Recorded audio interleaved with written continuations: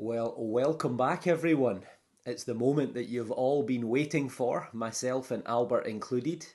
We're going to take this beautiful bronze bullhead off to the National Museum in Edinburgh. Now, you've probably seen the video. Albert found this on Friday the 13th and we found lots of other items like this one here. This will be the last time that we get to touch them, but we're taking them to the National Museum in Edinburgh where they're going to have a look at them. We've already sent photographs, and to say that they are excited is an understatement. So let's see what happens. I should also add that the archaeologists, the two that we handed the items over to, it was a last minute thing. We only had a very small window of opportunity to go to the museum, so it took place in a kind of a corner rather than in a private office. So that limited my filming ability, but thankfully the audio is good. And you'll also see, as well as this bull, you'll see lots of the individual finds that have come off the site, some of which they awed and ummed about whether they were possibly from the Iron Age. And also, at the end, what I'll do is I'll add in a video, because I went down into the basement and looked at some of the incredible exhibits. Not quite sure what Albert's doing. It could be the time warp. He looks pretty excited with himself. Let's go and see what the man himself claims to have. You're having a laugh. What is that? That's a cracker, isn't it? That is a bull. Or an ox. Now we had a quick look online on the internet and we found a couple of similar looking things which were Celtic, pre-Roman, and the very beginning of the Roman conquest of England. So they were from about 100 BC to about 50 AD. Now we actually saw one online that was pretty basic. A lot more basic than this. It's the detail. And it had sold. It had sold for £10,000. I hadn't told Albert that yet. I didn't want to panic him. So, there you go. That is just incredible. Right, I'm going to go for a lie down. Albert, take this before I drop it.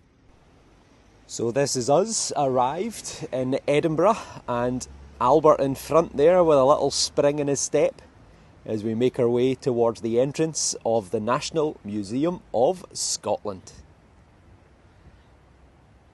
And this is us in the main hall. So the museum was built, this section opened in 1866. It's this beautiful wrought iron Venetian Renaissance interior. And the best thing about this museum is that it contains all types of stuff, from the weird and the wonderful. And it's all free of charge. Let us see. Moment of truth. Yes, indeed. He wants his kitchen roll back. Yeah. That's the most important bit. You can manage that. Hey, it's empty. No.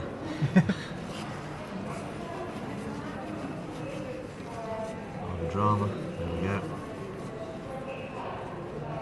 Oh, that is lovely. Do you know what? The photos that you sent in were superb. They really were. Your photos were fantastic. Yeah. But they still don't do it justice, do they? It's the detail. When I saw it, it took me about 3 seconds for it to realise what it was. Absolutely, yeah. And initially I thought he was winding me up. Yeah. It's got some nice wear as well that on the ring, on the ring, loop at the you back, can you see. can see. Yeah. So whatever's been fastened onto that like a chain It's handle. definitely been in use. It's had some really nice use. And the way that the horns have just gone that little bit out of true, it's really nice. The linking of Can't the find horns. any other that's got an All of example that. with the horns joining in either. Nor could we.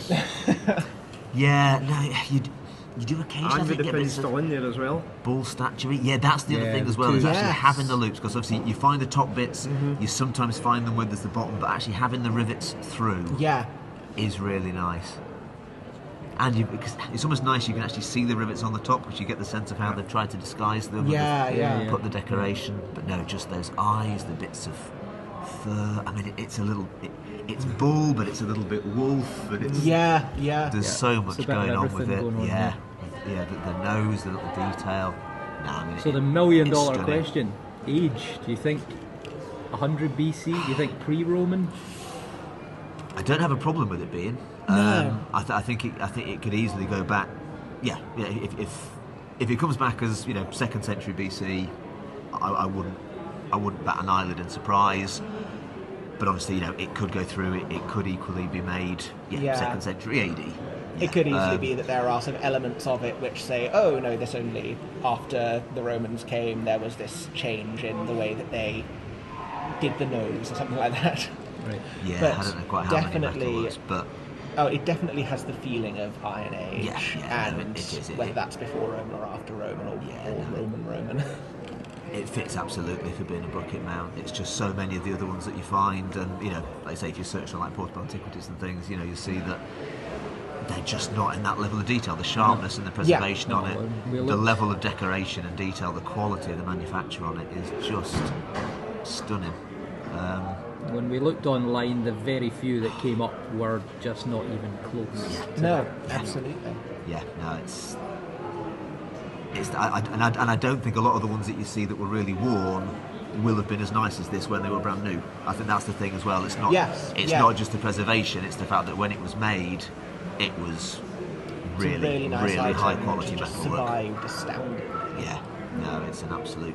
So would that be considered a special object, as in what it would have been attached to? Would it have been for potentially ceremonial? It's a very good question. I mean, it could be not everyday use, surely. As you say, ceremonial. It could be just a particularly rich person wanting to make their.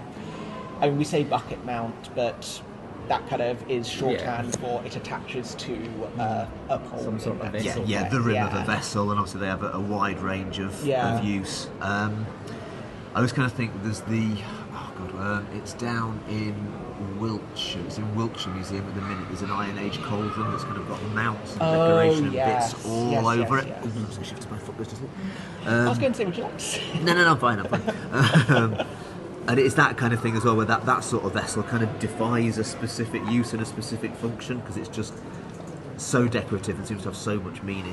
Is it something for communal feasting? Is it just something from a wealthy individual? Yeah, you find. Is it a bit of both, because wealthy individuals would be the ones leading communal feasting? Well, exactly. Yeah. Is it a false distinction that we're making? This is silvered or tinned. I mean, is that common? Is that normal, or would that suggest high status? It's higher status than not tinning, but it's not too uncommon on brooches to have little bits of tinning coming through. It's also whether it's a high tin content metal or whether it's been deliberately tinned as a surface treatment can often be the difficult thing to work out as well. Whether it just looks more tin because that's where it's worn smooth, and that's just giving it more of a natural polish.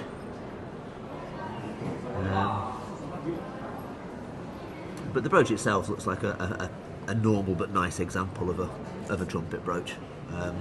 So a lovely thing to find, but I think that's in the more normal kind of military wear whereas this category. Is definitely what we'd call prestige item. Whereas the mount is it's pretty joyous. Pretty spectacular. It really well done, is. Albert. Yeah, no, that's well done for not throwing it away. in the scrapbook with it. Yeah. No, that came some finds where we'll have found something significant. What's that's coming up? I imagine as soon as that came out, you were like, this isn't normal. That is beautiful. We're expecting its own glass display case. It's worthy of it. It's worthy of it. And depending on what local museum interest there is, etc., it could well be a really nice. It could well be up here. Yeah. Because that is a glorious thing. You've got about follow up by. You've got 4 pieces in here, which I think are potentially all Iron Age. There's definitely a head stud brooch. Okay. Now we're told by someone who knows, we're told that is a medieval horse harness mount. It's got gold gilding on it, and it actually goes together as two pieces. Two pieces, yeah, because you just think of a little strap. that sort of loop. Yeah, exactly. Yeah, for a leather strap to go through. Yeah. But then that you'd think of as being like a rivet hole of some variety. Yeah. But then that's going to be another loop piece coming together around. more So from the- together, yeah, that- so that and then one. that's the bit that goes Yeah. on there. That starts to make sense. Oh, doesn't that's it? Yeah. lovely. Okay. Now, But yes, that being medieval would certainly seem to work As you with say, it that definitely has form. the head stud. that's the head studs. That's Yeah, first or yeah, second century. That's been tinned or silvered. Yeah, you're looking at what? Yeah, 75 to 150, something like that, with a little one. Has got some of these I details. think I'd describe it as a trumpet rather than a head stud. Yeah. I think on that. Yeah, I think it's with that big flared head, and even though it's got the decoration on the banding, I wouldn't call it a stud particularly. So I think trumpet, but similar form of dating. Trumpets are the most common Roman brooches we get up in Scotland anyway. So, but yeah, he's a really nice example. Some nice little bits of detail. So, yeah, This he's a came nice from one. incredibly close to where the other piece come from. The ox head or the bull's head, but we just didn't know. It looked like it's old. I don't know if it's brooch related or if it's It has a good sort of some sort of pattern. decoration. It is, because Yeah. obviously it's broken there, so it's not. Yeah, it's not like a stud mount or anything. There's Yeah. something that comes off, and it's one of those things that's just ringing a slight. Is there going to be another one of those at the other side? Is it some kind of a big fastener? Yeah. I almost feel like there's something that it's a fragment of something that I might half recognise, but I can't quite place. But it could easily be Yeah. Iron Age in date. Whether it's actually got any kind of tinning or polish, because there's no other decoration apart from scratches, but it kind of gives you that impression of Yeah, but it's that definitely being a nice, originally a nice polished surface. Yeah, definitely. So yeah, it's there- definitely something. out of my collection. That's the sort of four most likely. But as I say, we think Yeah. these two nearest are medieval. Yeah. Then we've got a Yes, mishmash yeah, of I agree all with that. sorts here, which we just thought Okay, we'd so- chuck them so- all in. But there's obviously bits so of there's a little bit of pipe tamper there. I think. That's what I That thought as one, well. yeah. And there. Detail on that one. Bit of Thank work you. as well. So Uncrushed fingering. yeah. That's Yeah. not really sure on an age for that at all. No. nice setting, simple copper. Yeah. You can kind of. But on the back, if you look on the underside, it looks more modern. The sort of Yeah. banging, the way that it's tied in. Yes, you're right. So- Almost a sort of, I don't know, costume jewellery feel to it. It's definitely sort of got this nice ostentation. But yeah, as you say, it has a sort of, as you say, post-med. Post-med, and if you're feeling with that, then maybe it's nearer 19th than Yeah. 17th, something like that. At the later end. Just try to That I just thought maybe a bit of a vessel or a bowl or something I like think that. you but- just try to work out whether it is a bit of rim fragment, and then you've got the vessel coming away down Yeah. there, and that just turns. But then it's if you turn it that way, it looks a bit handlish, but I don't think Yes, it is. I think yeah. because that isn't broken, And that does and look that like. does look to be. Yeah. So yeah, so again, medieval, late medieval, early post-medieval, you know, yeah. 15th, 16th, 17th century sort of. You know, you get a lot of metal cauldrons and little pipkins and pots and things Yeah. from that sort of period. Yeah, well, pot So it legs could are obviously a easily fairly be- common find sometimes yeah, for that's us. it, yeah, metal leg. And then you've just got a fragments. sort of mishmash of. And Well, then, there's yeah, been so quite a few Leagues, fragments I think of is the term. It's a- bronze and lead and different Yeah. bits and bobs. But it's a waste. yeah, that was the only thing that sort of maybe looked oldish. Again, it's got the patina to it. Could be the heart of a ring or something. I wonder if Yes. it's part of a brooch even or something like that. Fragment of a brooch. Deliberate turn. It's just when you get that smooth sort of patina on it Absolutely, that yeah. it looks fairly old. So That one a bit more. Bringing along. first I thought a spindle whorl, but I think it might actually just be some sort of leadish washery type. I think it is. Yeah, I think with that little ring around the side. No, I agree. That was my first thought as well when I just saw it Cast, there. but yeah, I think unfortunately that is a bit later. I'm not sure there's a huge amount we'll be able to say about some of the metalwork in waste. So they can go back in the scrap Little pile. scraps. I think so. I think sort of thing where if it was part of a sort of big assemblage, or if we knew that there was definitely sort of a workshop or something, it Yeah. might be good just for some evidence of metalworking. But as you Otherwise, say, as is, I think it kind of I gets think we can let you everywhere. Okay. Yes, I think whether I don't think we get enough of that to No, Feel it's- free to add it in. I mean, it's not going to do any harm to give you it. No, absolutely, we can always.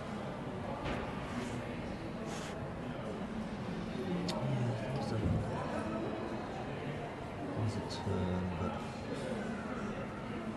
it's much thicker there than there. So, like I say, the idea of maybe with a bezel and coming around, but it's quite crude. It's not very symmetrical for a rig. And there doesn't really seem to be anything on the bezel there either. So I don't know. Like I say, it's worth showing. We can show it to some people, see if anybody can just immediately give a sense of what it's. Yeah, what it was originally part of, whether it's, let's say, a ring, a bit of a brooch.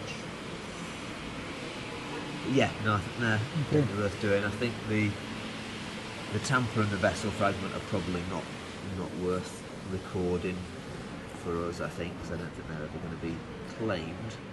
Yeah, so I think those we'd say we don't need to see any more of those. Those are nice to do. Perfect. Those in pipe tamper. What have we got? So yeah, is another end of a little Yeah. tamper. Very similar to my one. Yeah. We thought a torque. Yeah, this is a Just the wrong colour. some of the terminology's not too similar. A torque for tobacco. That neighbour's interesting. Yeah, a fragment of a bowl. It's quite a small one as well, so yeah. It is. It's got a really small profile. You've got the rim. Yeah, whether it's could be a little industrial thing. It's very thin walls, so anything like a little. I don't think it'd be a little crucible or anything like that, but again, I think you're looking. Yeah, late med to early post med. I think for one like that, a nice finish on it. You can see the shine that it's still kind of got. Well, there is a bit of tin content in the surface to give it that kind of look. Yeah, I think that's quite old as well. I think similar to the sort of fragment in the other box. I think you're looking kind of late medieval, early post medieval, so kind of 15th, 16th, 17th century, something like that. That sort of date range. They're not, unfortunately, that diagnostic, aren't they, the metal vessels. Certainly not in fragment form as well. But it is a small one, which is...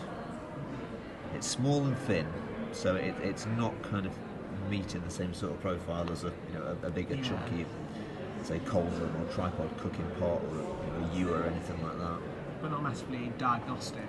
It's not a handle, a base or anything, but we can really say, okay, this looks like this.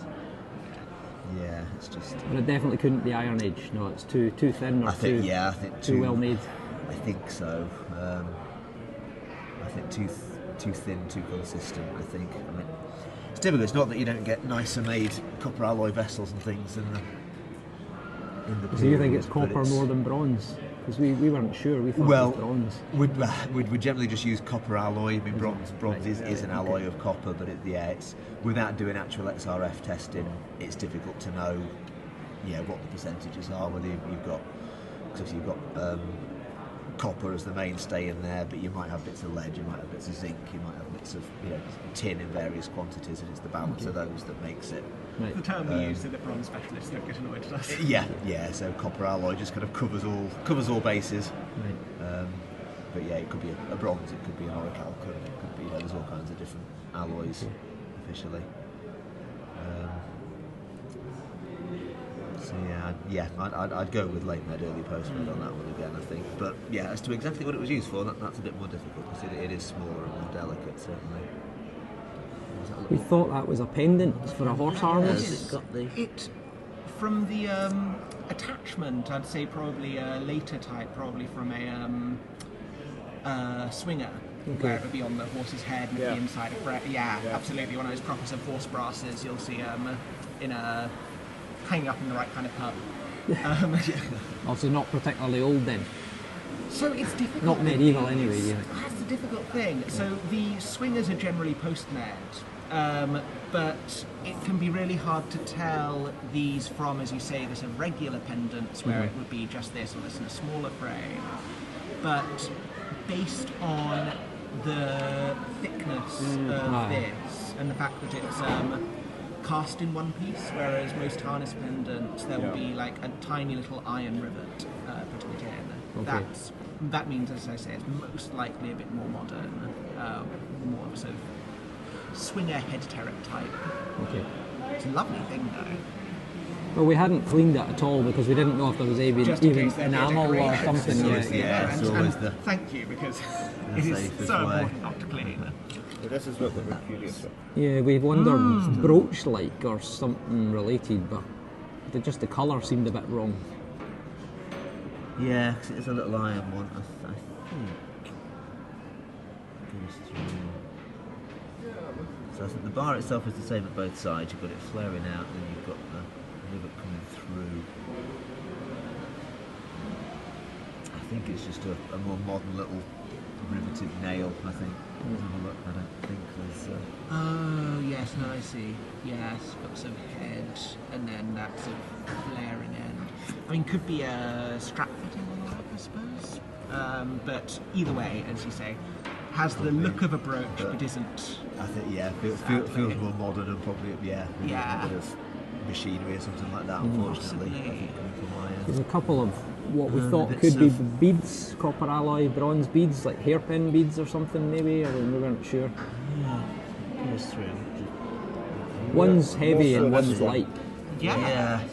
So Yeah, This that's one's certainly surprisingly got light. yeah.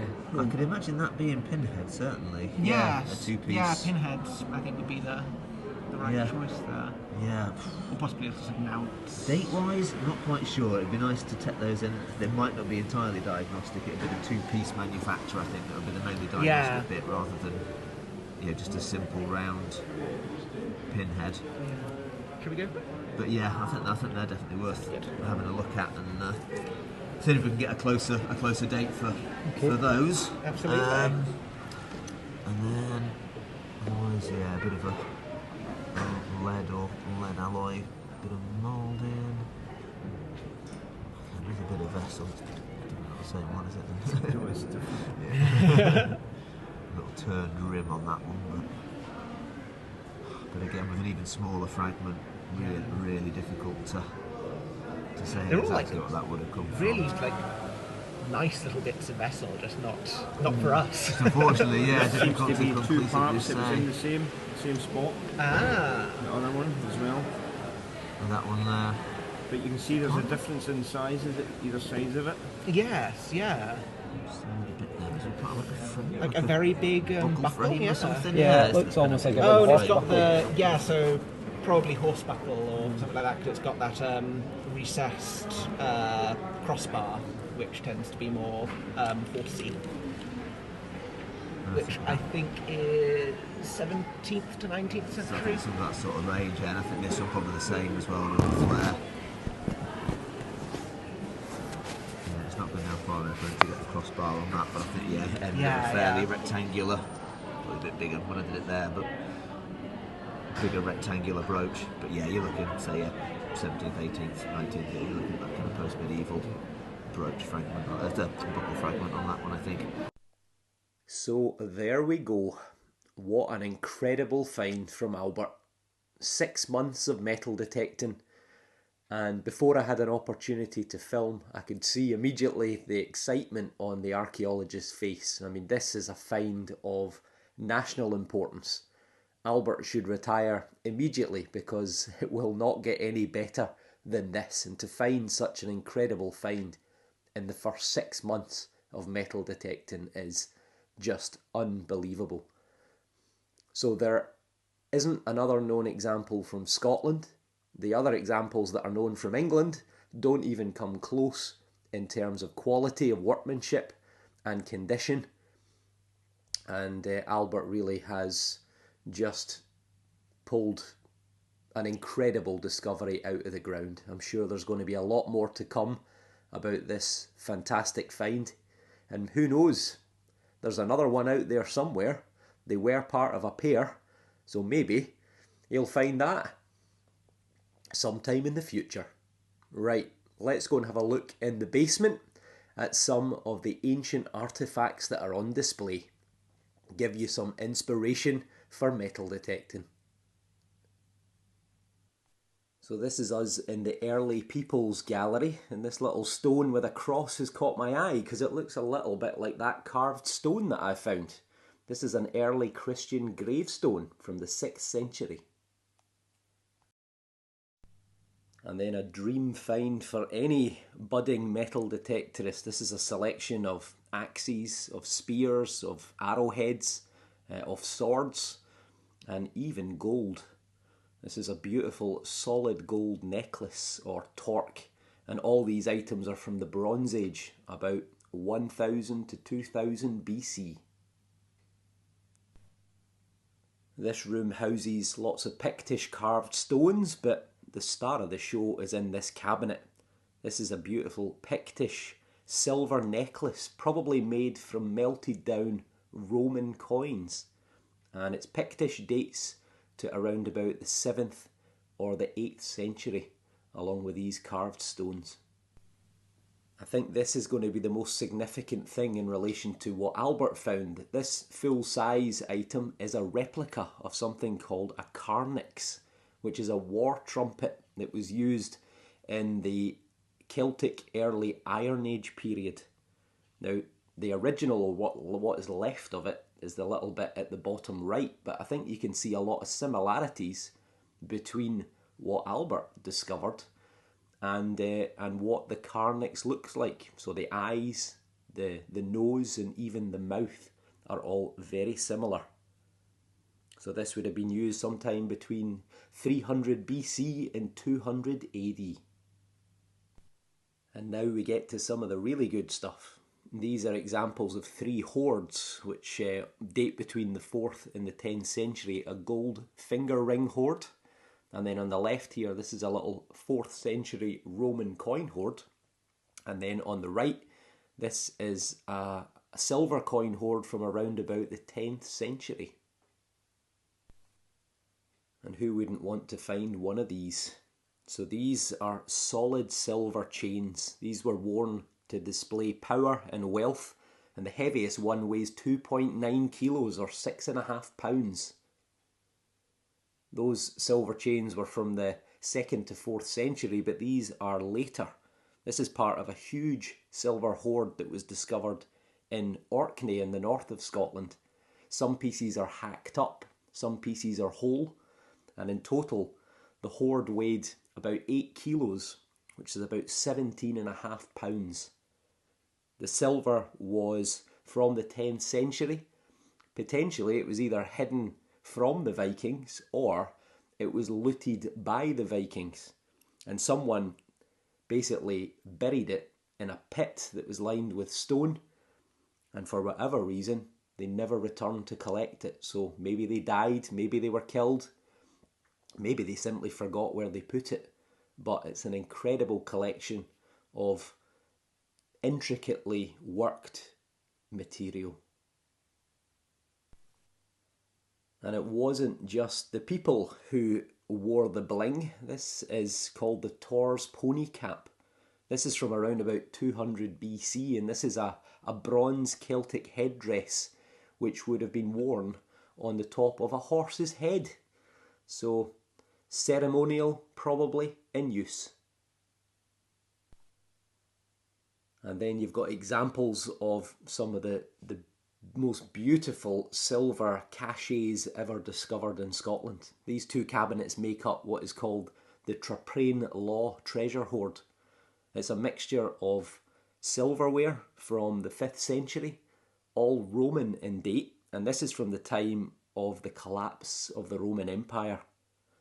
It makes up the best part of 20 kilos of silver, which is what, 45 pounds or so, and it's composed of hack pieces of silver like down here that have been chopped up and flattened, but there are also complete items, vessels and dishes.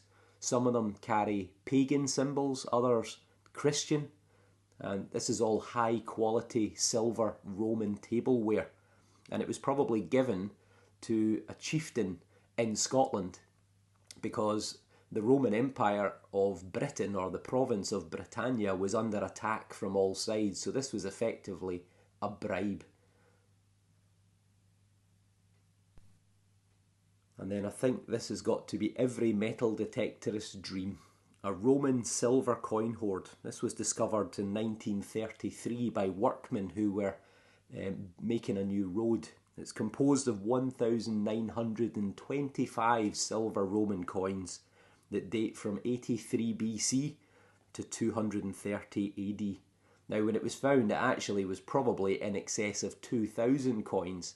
But before the archaeologists turned up, a lot of the workmen helped themselves.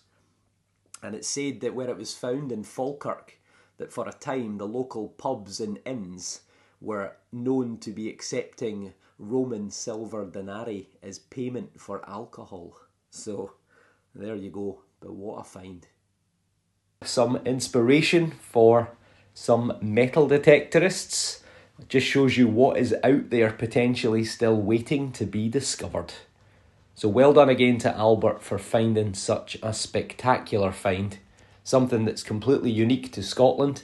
Undoubtedly it's the best that's ever been discovered in the United Kingdom and quite possibly through much of Europe. The archaeologist's first impression is that it is some sort of mount or some sort of hanger, probably from a bowl or vessel of some description, and that date-wise it probably dates sometime between 200 BC and 200 AD. If I was a betting man, I think I would say that it predates the Roman invasion of Britain, which happened in 43 AD, and hopefully it is Celtic and sometime around 200 to 100 BC. We'll keep you up to date on any news that comes through about the item as and when we get it, but just for a moment, enjoy it. So thank you all for watching. I hope you enjoyed the video, and we'll see you on the next dig. Thanks for watching.